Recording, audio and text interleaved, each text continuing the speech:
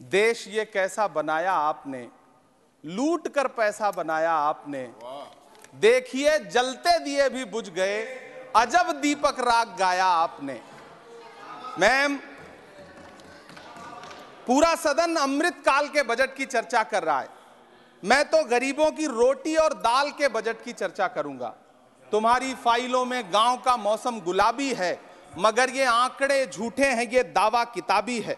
मैं इस बजट को अमीरों के लिए पेश किया गया बजट कहूंगा।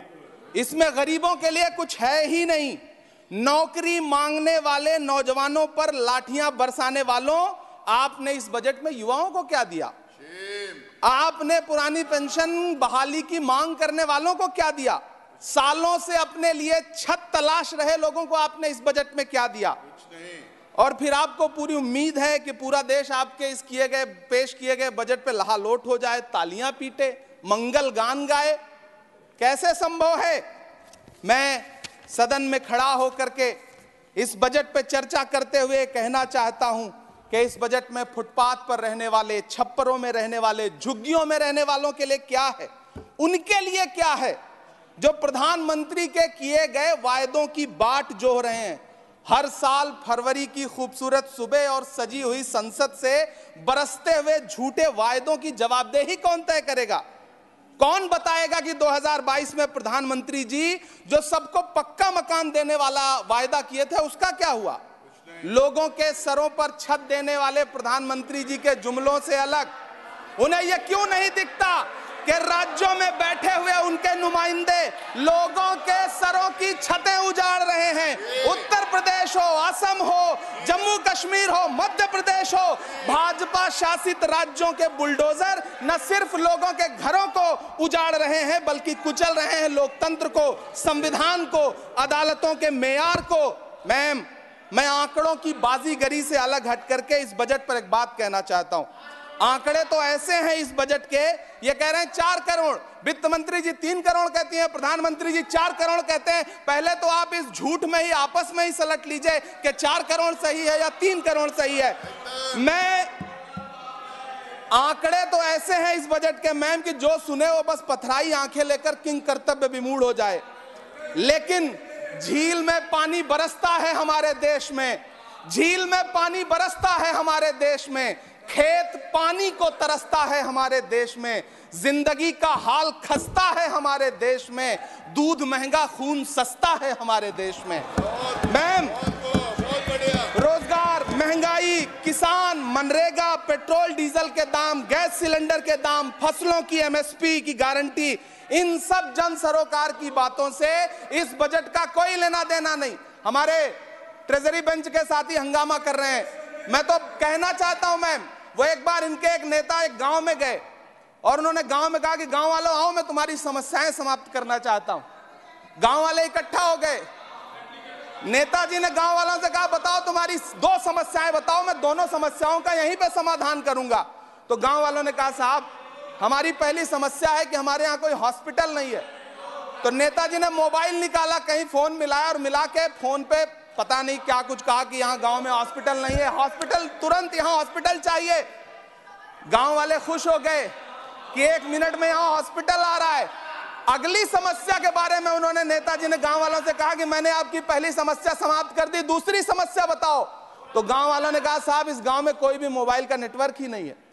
ये है इनके काम करने का तरीका, ये है झूठ बोलने का तरीका।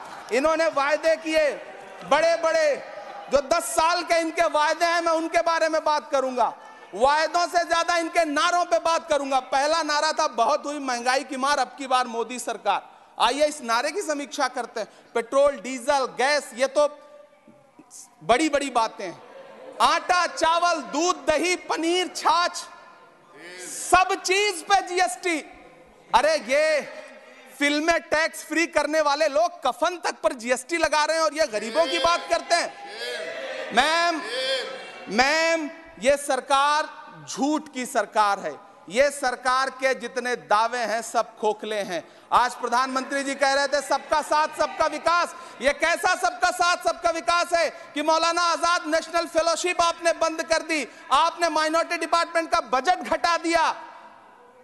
आप कह रहे हैं सबका साथ सबका विकास, आप बात करते हैं बेटी बचाओ बेटी पढ़ाओ। हमारी आंखें हाथरस से लेकर कठुआ से लेकर के और देश की जंतर मंतर की सड़क वो देख रहे हैं, जब हमारी ओलंपिक पदक लाने वाली बेटियों को प्रधानमंत्री की चौखट पे अपना मेडल रख देना पड़ रहा है। इससे शर्मनाक क्या हो सकता है। मैम, कृषि विकास दर जो 2014 में 4.6% थी, इस वर्ष गिरकर 1.8 कैसे हो गई? क्यों हर दिन 31 किसान आत्महत्या करने को मजबूर हैं?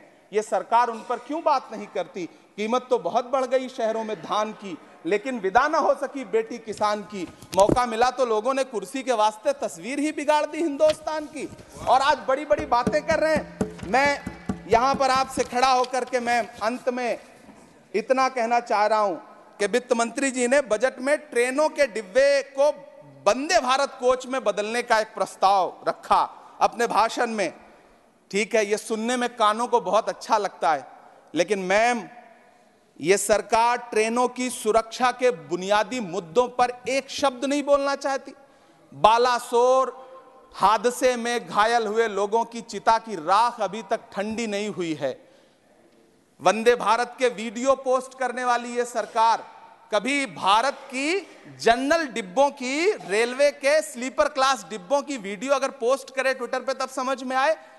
बिहार से, इलाहाबाद से, लखनऊ से दिल्ली आने वाली, मुंबई जाने वाली ट्रेनें देख लीजिए, उनकी हालत देख लीजिए, तो आपको लगेगा कि ये वही ट्रेनें हैं।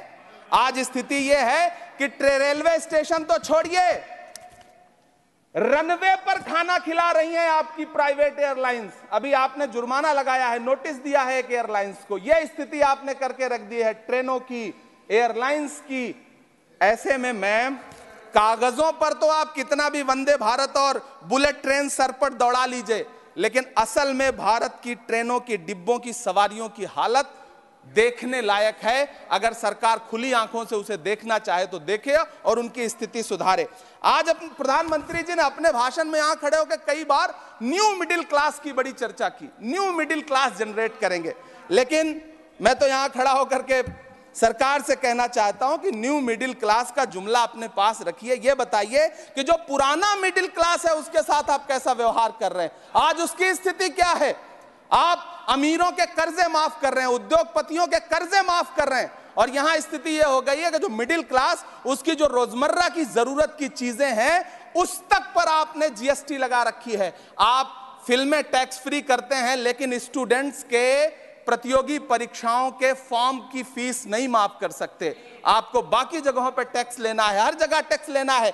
मिडिल क्लास से आपका कोई रिश्ता नहीं। मिडिल क्लास तो आपसे कह रहा है कि मोहब्बत, भाईचारे के दीवाने दिन ही लौटा दो, वो सस्ती दाल सब्जी के सुहाने दिन ही लौटा दो। ये अच्छे दिन तो अंबानी अडानी को मुबारक हो, हमें ऐसा करो साहब, पुराने दिन ही लौटा दो।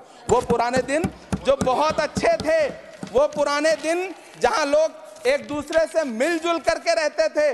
मैम, इलाहाबाद, दिल्ली, कोटा जैसे शहरों में छोटे छोटे कमरों में अभावों के साथ पढ़ाई कर रहे युवा किताबों के साथ गल चुके हैं। उनके हिस्से अधेड़ अवस्था तो आई है, लेकिन नौकरी और रोजगार नहीं आया।